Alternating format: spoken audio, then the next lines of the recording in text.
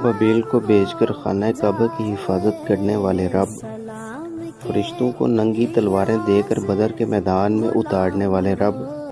حضرت موسیٰ علیہ السلام کو فرعون کے دربار میں پالنے والے رب، حضرت یوسف علیہ السلام کو کنویں سے نکالنے والے رب،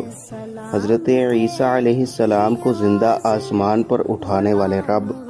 حضرت ابراہیم علیہ السلام کو آگ کے الاؤ سے بچانے والے رب، حضرت یونس علیہ السلام کو مچھلی کے پیٹ سے نکالنے والے رب، حضرت محمد مصطفیٰ صلی اللہ علیہ وسلم کو خاتم النبیین اور رحمت للعالمین بنا کر بھیجنے والے رب۔ اے رب العالمین، اے رب العالمین، اے رب العالمین، فلسطین کے مسلمانوں اور مجاہدوں کی مدد فرما۔ اے اللہ، تیرے لشکر بہت سارے ہیں، اپنے کسی لشکر کو بھیج کر فلسطینیوں اور تمام امت مسلمہ کی حفاظت فرما۔